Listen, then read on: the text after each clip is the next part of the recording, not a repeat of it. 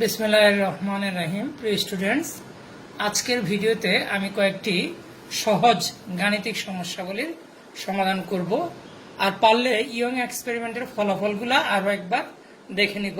সেটা হচ্ছে ভিডিওর মাঝামাঝি কোনো একটা সময় সে অংশে, তাই তো। তো প্রথমে আসো, আমরা প্রথম আমার যে কমেন্টে কিছু তোমার অঙ্কের পিক থাকবে সেই অংশ থেকে আমি বলছি, এবং আমি যেগুলা করাবো না সেগুলো তোমরা অবশ্যই করে রিপ্লাই অংশে দিবা। এটা স্টুডেন্ট তোমাদের প্রতি একটা রিকোয়েস্ট। তো আসো, প্রথমে আমার ওই এখানে আজকের কমেন্টে, ভিডিওর কমেন্টে এই অঙ্কগুলা থাকবে। সেটা হচ্ছে 44 নম্বরে লেখা আছে π/3 দশা পার্থক্যের সদৃশ দুটি অগ্রগামী তরঙ্গ একই দিকে, এটা আমির হোসেন স্যারের বই থেকে নেয়া উদাহরণে আছে, একই দিকে ধাবিত হচ্ছে, তাদের বিস্তার 4 ও 5 একক, লব্ধি বিস্তারের মান কত সেটা তুমি বের করবা। এখন দেখো, আমরা যারা আমার ভিডিওগুলো রেগুলার দেখো তারা দেখে আসছে, আমরা 9 নম্বর ভিডিওতে লব্ধি বিস্তার বলে একটা ব্যাপার আমরা বের করে নিয়ে আসছিলাম। সেটা ছিল বড় হাতের a ইকুয়াল টু √ওভার অফ কত a1 square plus a2 square plus 2a1, vector চ্যাপ্টারের সাথে মিল রেখে আমরা এরকম একটা জিনিস পড়িয়ে আসছিলাম। আশা রাখি তোমাদের খেয়াল আছে। এখন ওই যে এখানে কি বলা হচ্ছে, তাদের মান a1 ইকুয়াল টু, তো a1 ইকুয়াল টু 4 একক, 5 একক a2, আর দশা পার্থক্য এটা।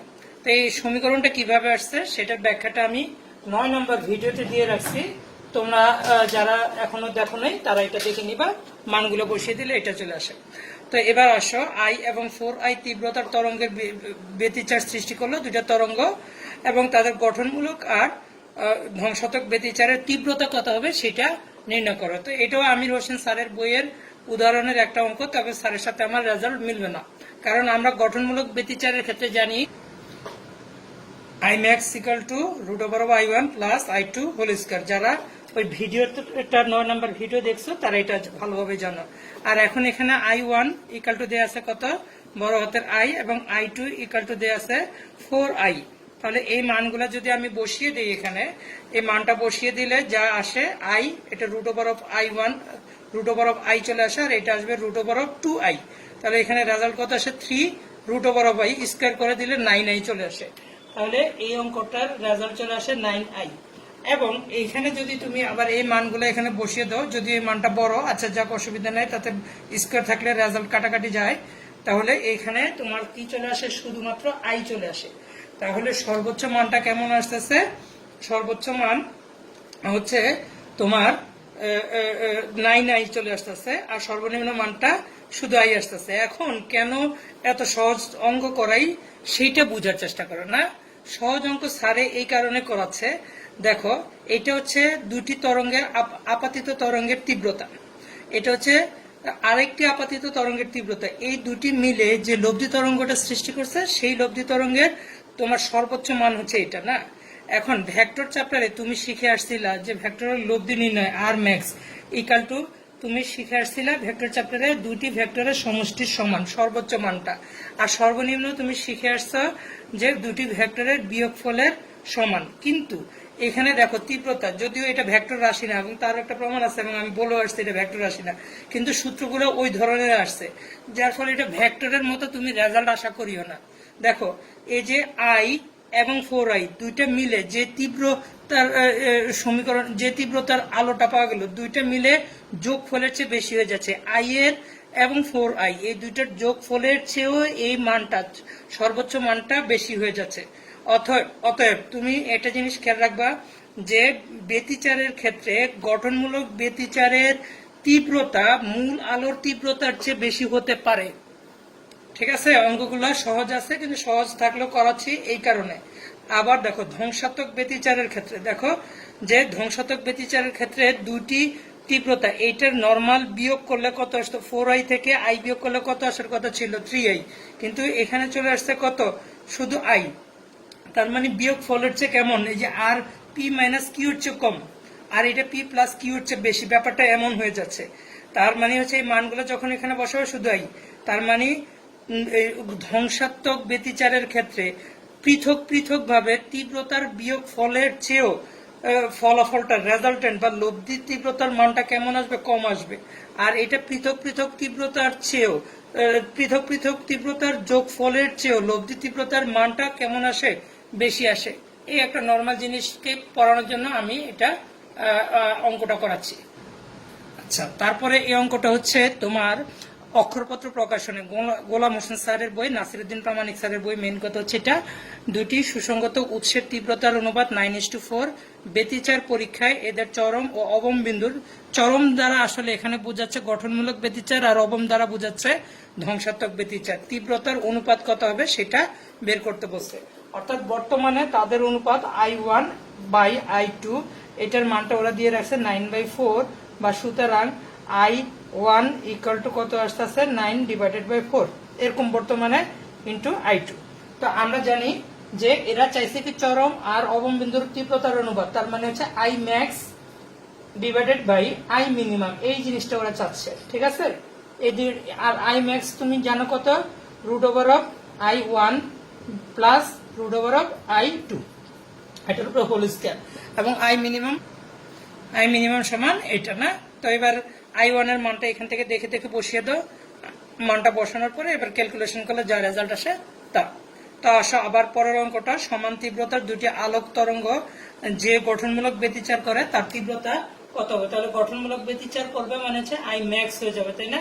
আর এটা সমান হচ্ছে √I1 প্লাস কত আসবে √I2, এটা তুমি শিখে আসছো এবং এটা হোল স্কয়ার আছে। আর এখন বর্তমান ক্ষেত্রে I1 আর I2 এর মানটা সমান, বসিয়ে দিলে কি আসবে, রেজাল্টটা 4 গুণ হয়ে যাবে। তো এখন আমরা যে অঙ্কটা করব সেটা শীটেরই, এই যে কমেন্টের যে শীট আছে বা অঙ্ক কিছু দিয়েছি তোমাদের, তারই 17 নম্বর অঙ্কের চ নাম্বারটা, 17 চ। ঠিক আছে, কেমন অঙ্কটা? ইয়ং ব্যতিচার পরীক্ষায় ব্যবহৃত আলোর তরঙ্গ দৈর্ঘ্য 5000 অ্যাংস্ট্রং, চিরদ্বয়ের মধ্যবর্তী দূরত্ব হচ্ছে 2 মিলিমিটার এবং চির হতে পর্দার দূরত্ব হচ্ছে 1 মিটার।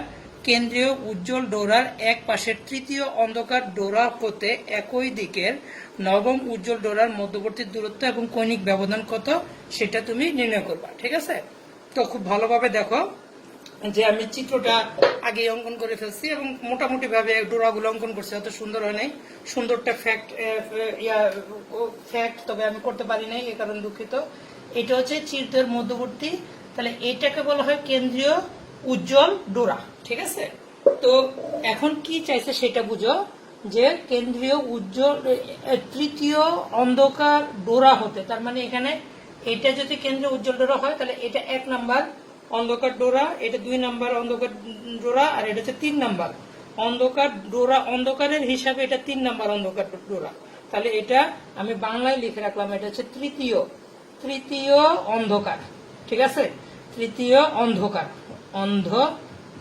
এটা আর পরবর্তীতে হয়তো লিখবো না, মুছে ফেলবো। তৃতীয় অন্ধকার ডোরা, এখান থেকে বলছে কি একই দিকের, দেখো একই দিকের মানে তুমি যদি উপরে উঠো, ইয়ং দিচির পরীক্ষার জন্য, পরীক্ষার যদি তুমি এই ডোরাগুলি গুনতে তুমি উপরের দিকে উঠো, তাহলে তুমি পরের বার উপরের দিকে উঠবা। নবম উজ্জ্বল ডোরার জন্য তোমাকে উপরের দিকে উঠতে হবে। যদি বলতাম যে বিপরীত দিকের, তাহলে একদিকের তুমি তৃতীয় নিতে, অন্য সাইডের গিয়ে তোমার কি হচ্ছে বিপরীতটা নিতে। কিন্তু আমি বলে দিচ্ছি একই দিকের নবম উজ্জ্বল ডোরার মধ্যবর্তী দূরত্ব, তার মানে হচ্ছে এবার এই দিক থেকে এবার উজ্জ্বল ডোরায় চলে যাবা। তাহলে উজ্জ্বল ডোরাটা তুমি নবম কিভাবে মাপবা? এটা কিন্তু 0, এটা 1, তারপরে এটা হচ্ছে 2, 3, 4, 5, 6, 7, 8, 9, তার মানে এটা হচ্ছে নবম উজ্জ্বল। ঠিক আছে, তাহলে অন্ধকার এবং উজ্জ্বল ব্যাপারটা বুঝতে পারছো নিশ্চয়ই। এখন কোন জায়গা থেকে কোনটা চাইছে? এইখান থেকে যে এই পর্যন্ত, আর এইখান থেকে এটা হলো উজ্জ্বল না, এই পর্যন্ত, এই হচ্ছে ব্যাপার। তাহলে এই এটুকুর দূরত্ব কত, এই জিনিসটা একটা চা হয়েছে, সেটা হচ্ছে রেখা সরল রৈখিক দূরত্ব কত। আবার এইখানে কত কোণ উৎপন্ন করছে সেটা হচ্ছে অ্যাঙ্গেল দিয়ে। তাহলে 2 ধরনের আস্কিং আছে, একটা হচ্ছে সরল রৈখিক দূরত্ব, আর একটা হচ্ছে তোমার কি হচ্ছে কৌণিক দূরত্ব। তো আসো আমরা একটা একটা কাজ করি। প্রথমে আসো যে এটা একটু মুছে ফেলি না। হ্যাঁ, প্রথমে আমরা সরল রৈখিক দূরত্বে যাব না, যে তৃতীয় অন্ধকার ডোরা, তাহলে রৈখিক, আর ওই সাইডে লিখবো হচ্ছে কৌণিক রৈখিক দূরত্ব। ঠিক আছে, আচ্ছা তাহলে তৃতীয় অন্ধকার জন্য না, তুমি উজ্জ্বল বলছে নাকি অন্ধকার? প্রথমটা বলছে অন্ধকার, তাহলে অন্ধকারের জন্য তুমি জানো xn = 2n -1 lambda D divided by 2a। ঠিক আছে, এটা হচ্ছে তৃতীয় অন্ধকারের জন্য। তাহলে তৃতীয় অন্ধকারের জন্য এখানে তুমি কি বসাবা, n ইকুয়াল টু কত বসাবা, 3। আর ল্যামডা, এখানে ল্যামডার মান কত, 5000 অ্যাংস্ট্রম। ঠিক আছে, 5000 অ্যাংস্ট্রম। তো এটাকে তুমি মিটার এককে কনভার্ট করে নিবে সবসময়, 5 × 10⁻⁷ মিটার এককে চলে আসবে। ছোট হাতের এ সমান কত, ছোট হাতের এ হচ্ছে গিয়ে তোমার 2 মিলিমিটার। তাহলে 2 × 10⁻, কত থাকবে, -3 মিটার। তাই তো। আর ডি ইকুয়াল টু কত দেয়া আছে, 1 মিটার। এই মানগুলো আমি বসিয়ে দিলে x3 ইকুয়াল টু আমি কি পাবো সেটা আমি ক্যালকুলেটর চাপ দিয়ে আমি তোমাদেরকে দেখাচ্ছি। তাহলে আসলো 8.75 × 10⁻⁴ মিটার। ক্যালকুলেটর চাপ দিয়ে এটা করলাম। এরপরের ঘটনাটা দেখো, বলছে একই দিকের নবম উজ্জ্বল ডোরাতে। উজ্জ্বল ডোরার ক্ষেত্রে আরেকটা জিনিস দেখো, এখানে এই যে আমি যে টয়েসেন -1 দিয়েছিলাম, কেন দিয়েছিলাম এবার বুঝো। এই যে তৃতীয়র জন্য কত অনায়াসে 3 বসিয়ে দিছি, কোনো সমস্যা হয় না, বুঝতে পারছো? আচ্ছা, চিত্রটা মুছে আরেকটা ভুল করেছি, যাক অসুবিধা নেই। এবার আসো উজ্জ্বল ডোরার ক্ষেত্রে না। উজ্জ্বল ডোরা তুমি সূত্রটা জানো, xn, তাহলে an lambda D divided by ছোট হাতের a। তো এইবার n এর মান তুমি কত বসাবা, 9। আর ল্যামডা আর ডি তো আগের মানই আসে, তাহলে 9 বসিয়ে দিলে x9 ইকুয়াল টু তোমার কত আসবে, x9 ইকুয়াল টু, আমি ক্যালকুলেটরে চাপ দিই, একটু কারেকশন আছে। কারেকশনটা হচ্ছে এই যে এটা আসলে চ নম্বর না, আমি আমার ওই যে লেখা আছে তোমাদের কমেন্টে, এটা উমো হয়ে যাবে, এটা আসলে উমো নাম্বার। আর এখানে তোমার এখানে যে আমি ওই দেখে বসিয়ে দিচ্ছি, তো ডাইরেক্ট ক্যালকুলেটর না চাপ দিয়ে এখানকার রেজাল্টে একটু কারেকশন আছে, তো এটা আমি করে দিচ্ছি এখনই। 6.25 × 10⁻⁴, এটা হচ্ছে রেজাল্ট। আচ্ছা, এবার আসো, ওই যে আমরা সরল রৈখিক দূরত্বটা, চিত্রটা আবারও দেখেছি। সরল রৈখিক দূরত্ব হচ্ছে এই যে এইখান থেকে এই পর্যন্ত দূরত্বটা, তাই না? এবার একই পাশে x9, তো তুমি কাউন্ট করছো কোন থেকে কোন পর্যন্ত, দেখো x9 মূলত হচ্ছে এখান থেকে এই পর্যন্ত x9। ঠিক আছে, x3 মানে কতটুকু, এতটুকু। তো চা হয়েছে x3 থেকে x4, তার মানে x9, তার মানে দুইটার বিয়োগ। তাহলে যে ফলাফলটা চাইছে, সুতরাং নির্ণয়ের দূরত্ব না, সেই দূরত্বটা হয়ে যাবে একই পাশে হওয়ার কারণে x9 থেকে এটা বিয়োগ x9 বিয়োগ x3। তবে এখানকার x9টা নবম, এটা কিন্তু উজ্জ্বল বিন্দু ছিল, আর 3 এটা কিন্তু অন্ধকার বিন্দু ছিল। ঠিক আছে, এটাও তোমাদের খেয়াল আছে আশা রাখি। তো এটা বিয়োগ করলে যে রেজাল্টটা আসে সেটাই তোমার ফলাফলে চলে আসবে, 1.625 × 10⁻⁻³ মিটার চলে আসে। তো এটা হচ্ছে আমাদের ফলাফল। 4 নম্বর আর 15 নম্বর একটু প্যাচ হয়ে গেছে। তো এবার আসো আমরা কৌণিক ব্যবধানটা নির্ণয় করব। এটা তো এটা গেল না, তাহলে কোণের হিসাবে এটা হবে θ3 অন্ধকারের জন্য, আর এটা হবে θ9, সেটা কি হবে, উজ্জ্বলের জন্য। এবার এই দুটা থেকে বিয়োগ করলে এইটাই আমাদের লব্ধি থিটার মানটা, আমার এই লব্ধি না, মানে প্রশ্নে যে চাওয়া আছে সেই চাওয়া থিটার মানটাই আমরা পাবো। আর থিটার ইয়াটার সমীকরণটা দেখো, আমি কিছুক্ষণ পরে আমি ফ্রেশ করে করছি, এটা ঠিক আছে। এই যে এইখানে যদি তুমি এই এক্সটা উঠায় এখানে θn লেখো, হ্যাঁ, আর এখানে ডিটা মুছে দিলেই, যে একবার এই সূত্রটা জানে, এইবার এটা থিটার সূত্র হয়ে গেছে। রেডিয়ান এককে আসবে যদিও, ঠিক আছে, আসবে রেডিয়ান এককে, কিন্তু থিটার সূত্র হয়ে গেছে। অনুরূপ ভাবে এইখানে এই যে এটা উজ্জ্বল, তো তাহলে এখান থেকে এটা এক্স এর পরিবর্তে এখানে থিটা বসিয়ে দাও, আর এইখানে ডিটাকে মুছে দিলে, রিমুভ করে দিলেই এটাও থিটার সূত্র হয়ে গেছে। ঠিক আছে, ওই যে x3 মানে এখন এটা কি আসতেছে, অন্ধকারের জন্য হবে এটা, আর উজ্জ্বলের জন্য এটা। এখানে n এর মান 9 বসাই দিলে হয়ে যাবে। তো আমি ফ্রেশ করে করতেছি, এখানে চিত্রটা এভাবে থাকবে, তারপরে আমি করব। তাহলে ওই যে অন্ধকার ডোরার ক্ষেত্রে θn = n হচ্ছে এততম, ঠিক আছে, সেটা এটাই। এই যে এখানে ডিটা রিমুভ হয়ে গেছে, যদি এখানে ডিটা দাও আর এখানে এক্স হয়ে যায়, তখন সেটা হচ্ছে রৈখিক দূরত্ব, আর এই ডিটা না থাকলে তখন এটা হচ্ছে কৌণিক দূরত্ব। সহজভাবে মনে রাখার পদ্ধতি আর কি, যার ফলে আমরা এইভাবে এই পদ্ধতিটা ফলো করার কারণে এখানে একটা সমস্যা আছে, এই অঙ্কের রেজাল্ট আসবে রেডিয়ান এককে। কোন স্টুডেন্ট যদি বলে যে না আমি স্যার ডিগ্রি এককে রেজাল্ট নিব, তাতে আর কোনো সমস্যা নেই, একবার একটা মনে থাকলে হলো, এখানে লিখে এরপরে tan ইনভার্স শব্দটা লিখলেই চলে। tan ইনভার্স লিখে এই 2n - 1 lambda divided by 2a, এইবার হয়ে গেল। এটা এবার ডিগ্রি এককে, এখানে নিলে রেডিয়ান এককে চলে আসবে, আর এটা নিলে ডিগ্রি এককে। আর আমাদের বর্তমান অঙ্কের ক্ষেত্রে 3 নাম্বারটা তো হচ্ছে অন্ধকার বিন্দু, সেই ক্ষেত্রে n এর মান আসবে কত 3। n এর মান 3 আসলে আমরা এখানে থিটা 3 কত ডিগ্রি এককে নাও আর রেডিয়ান এককে নাও সেটা আমরা নির্ণয় করতে পারবো, ঠিক আছে। তো অনুরূপভাবে উজ্জ্বল আলোর জন্য আমরা কি লিখতে পারি, উজ্জ্বল আলোর জন্য theta n equal to n lambda d divided by a, ঠিক আছে। আচ্ছা এখানে n এর মান 3, তো ওই যে এখানে 3 বসাবে, কিন্তু তারপর বাকি মান তো আগের মতো রয়ে গেল। আচ্ছা এখানে এটা উজ্জ্বল আলোর জন্য এটা থিটা n, তবে এই মানটা আবারও পূর্বের মতো কি হচ্ছে, সরি এই যে ডিটা যদি থাকে তাহলে সেটা হচ্ছে x, আর না থাকলে সেটা হচ্ছে থিটা, তাই তো। এখন তুমি যদি এটাকে ডিগ্রি এককে নিতে চাও তাহলে রেজাল্টটা এইভাবে থিটা n লিখে জাস্ট একটা ট্যান ইনভার্স সামনে দিয়ে এইভাবে দিয়ে দেব, তাই তো। এবার উজ্জ্বল আলোর জন্য আমরা কয় নাম্বার উজ্জ্বল আলো নিচ্ছি, 9 নাম্বার উজ্জ্বল আলো। তাহলে এখানে n ইকুয়াল টু তুমি 9 বসাও, বাকি a এবং ল্যামডার মান তো তুমি জানো, বসাও এখানে, বসাও এখানে, বসালে এখানে বসাবা রেডিয়ান এককে আসবে, আর এখানে বসালে ডিগ্রি এককে আসবে, তুমি তোমার ইচ্ছা যে এককে নাও।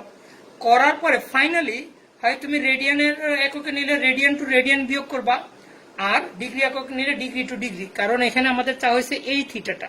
তাহলে এই থিটাটা কি হচ্ছে, কেন্দ্রীয় চরমের যে কোনো এক পাশে অবস্থান করছে, তাহলে কেন্দ্রীয় উজ্জ্বল বিন্দুর এক পাশে, তাই এক পাশে হওয়ার কারণে বড়টা বিয়োগ ছোটটা আসবে, অর্থাৎ থিটা 9 বিয়োগ কত চলে আসবে, থিটা 3।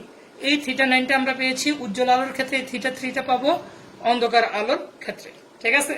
তাহলে এটা করবা আর কি, ক্যালকুলেটর চাপ দিতে এখন আর ভালো লাগছে না দেখে আমি দিলাম না, তুমি বাসা বসে বসে করবা। আমরা যেটুকু ভুল করছিলাম যে এর আগের অঙ্ক এখানে ছিল হলো নাম্বার নাম্বার, আমি ভুলে করে ফেলছি নাম্বার। তাহলে নাম্বার আর নাম্বারের মধ্যে তাহলে আমাদের বেসিক পার্থক্যটা কোথায় সেটা আমি দেখাই। এখানে নাম্বার যদি দিয়ে দিই, এখানে একই পাশের না হয়ে একই দিকের না হয়ে এখানে একই শব্দটা বাদ দিয়ে অপর পাশ যদি দিয়ে দেই, অপর তখন সেটা হয়ে যায় কি তোমার নাম্বার অঙ্কটা, বুঝতে পারছো। আগেরটা ছিল একই দিকের ক্ষেত্রে, আর এইটা এবার অপর দিকের ক্ষেত্রে তোমার একই সকল হিসাবটা করে আমরা এখন 6 নম্বর অঙ্কটা করব। তাহলে দেখি আমাদের পার্থক্যটা কোথায়। তাহলে আমরা অপর দিকে যাব, বুঝতে পারছো, একই দিকে না হয়ে যে অপর দিকে। তো প্রথমে আসো এই যে এক পাশের তৃতীয় অন্ধকার, তাহলে এই x3 তখন তুমি বের করবা, সেটা হচ্ছে অন্ধকার ডোরার ক্ষেত্রে অন্ধকার, এবং সেটা তুমি কোন পাশে নিচ্ছ, উপরের দিকে নিচ্ছ। তাহলে তুমি যখন উজ্জ্বল ডোরা নবম উজ্জ্বল ডোরা নিবা, সেটাকে বলা হচ্ছে কি অপর দিকের নবম উজ্জ্বল ডোরা। তখন আর এই সাইডে তুমি নিতে পারবে না, অন্ধকারটা যেহেতু নিচ্ছ তুমি এক পাশের, তাহলে অপর পাশে হবে অন্ধকার, সেটা হবে নবম, তাহলে নবম এবং এটা হচ্ছে উজ্জ্বল, তো সেই দূরত্বটা হয়ে যাবে কত x9। এবার হচ্ছে উজ্জ্বল, এটা হচ্ছে উজ্জ্বল। তো এখন আমি তোমাদেরকে আসলে কেন এই জিনিসগুলো পড়াচ্ছি সেটা বোঝার চেষ্টা করো। একই পাশে হলে, দুটি ডোরা যদি একই পাশে হয়, তাহলে একটা থেকে আরেকটা বিয়োগ করছো। এখন মূলত তোমাদেরকে এখন প্রশ্ন হচ্ছে যে দুইটা ডোরের ব্যবধান কত, অর্থাৎ এই যে অন্ধকার এই x3 থেকে x9 এর ব্যবধান কত, তার মানে এই দূরত্বটাকে জানতে চাওয়া হয়েছে। তো এখন তো তোমার হিসাবটা হচ্ছে ও বিন্দু থেকে x3 পর্যন্ত, ও বিন্দু থেকে x9 পর্যন্ত, কিন্তু তাহলে যখন x3 থেকে x9 জানবে এবার হয়ে যাবে যোগ, তার মানে একই পাশে থাকলে ঘটনাটা হয় বিয়োগ, দুইটা ভিন্ন পাশে থাকলে হয়ে যাবে যোগ। এই জিনিসটাই বোঝানোর জন্য, আর বাকিগুলো তো আগের মতোই থাকবে। অন্ধকারের জন্য এই যে xn ইকুয়াল টু তুমি জানো হচ্ছে 2n - 1 lambda d divided by 2a, আর এটার জন্য তুমি জানো হচ্ছে xn equal to n lambda d divided by a। এখানে n এর মান তুমি 3 বসাবা, তাহলে তুমি পেয়ে যাবে x3 ইকুয়াল টু কত, এখানে n এর মান তুমি 9 বসাবা, তাহলে তুমি পাবে x9 ইকুয়াল টু কত। প্রশ্নের আস্কিং অনুসারে তুমি দূরত্ব যে নির্ণয় দূরত্বটা বের করবা, সেই দূরত্বটা তুমি কত পাবা, সেটা হচ্ছে x3 প্লাস x9, এই দুটো যোগ করলে পাবা। আগেরটা কি ছিল, একই পাশে হওয়ার কারণে তুমি কি করছো, x9 থেকে x3 বিয়োগ দিয়ে দিচ্ছ, আর এখন দুইটা ভিন্ন পাশে হওয়ার কারণে x3 এবং x ইয়াটা কত আসবে, 3টা যোগ হয়ে যাবে। কথাটা বুঝতে পারছো, এটাই 4 নাম্বার আর 9 নাম্বার অঙ্কের মধ্যে পার্থক্য। অনুরূপ ভাবে আমি যদি বলি যে এখানে অ্যাঙ্গেলের ক্ষেত্রে আসো, এটা হচ্ছে থিটা 3 অ্যাঙ্গেল আর এটা হচ্ছে থিটা 9 অ্যাঙ্গেল, তাহলে টোটাল অ্যাঙ্গেলটা কত আসবে, দুইটা যোগফল। তাহলে যোগফল হলে অ্যাঙ্গেলের ক্ষেত্রে এই সূত্রটা কেমন আসবে, আমি যদি রেডিয়ান এককে হিসাব করি, থিটা n ইকুয়াল টু যা কিছু আছে 2n - 1 ল্যামডা ডিটা বাদ হয়ে যাবে নিচে 2a রেডিয়ান এককে। আর এখানে x N sorry theta N equal to এখানে ডিটা বাদ হয়ে যাবে, থিটা এন ইকাল টু কত আসবে এন ল্যামডা ডিভাইডেড বাই কত আসবে এ। এখন রেডিয়ান এককে যদি আমি হিসাব করে ফেলি এটা হবে থিটা 3, এন এর মান 3 বসিয়ে, আর এটা এন ইকাল টু কত বসাবো 9 বসাই দিলে কি আসবে, যে দুইটা আসবে তাহলে টোটাল কৌণিক দূরত্বটা কৌণিক দূরত্ব তো টোটাল কৌণিক দূরত্ব তখন তুমি পাবা থিটা 3 যোগ থিটা 9। আমি কি পড়ালাম এতক্ষণ, আমি পড়ালাম যে হিসাবটা যদি কেন্দ্রীয় চরমের বা কেন্দ্রীয় উজ্জ্বল পট্টির একই দিকে হয় তাহলে কি করতে হয়, একটা থেকে আরেকটা কি করতে হয় বিয়োগ, সেটা দুইটাই উপরে বিয়োগ, দুইটা উপরে অথবা দুইটা নিচে থাকলে তখন কি হবে বিয়োগ, সেটা উপরে নিচে না হয়ে তোমার হাতের ডান সাইডে বা বাম সাইডে থাকতে পারে। এমন হতে পারে অন্ধকার ডোরাটি তৃতীয় অন্ধকার ডোরা তোমার হাতের ডান সাইডে, নবম উজ্জ্বল ডোরা তোমার হাতের বাম সাইডে, তখনও কি হয়ে যাবে যোগ। তাহলে দুই ধরনের ব্যতিচার পটি আমরা লক্ষ্য করতে পারি, একটা হচ্ছে উপরে নিচে ডানে বামে, দুই ধরনের হতে পারে। তাহলে সেটা কোন ধরনের সেটা আমাদের প্রশ্নে দেয়া থাকবে, ওই অনুযায়ী আমরা সাজিয়ে নেব। তারপরে আরেকটা জিনিস হতে পারে যে একই পাশে দুইটাই ডানে অথবা দুইটাই বামে, সেটা হবে বিয়োগ, একটা বামে একটা ডানে তখন হবে যোগ, একটা উপরে একটা নিচে তখন হবে যোগ, দুইটাই উপরে দুইটাই নিচে তখন হয়ে যাবে বিয়োগ। আশা রাখি বুঝতে পারছো।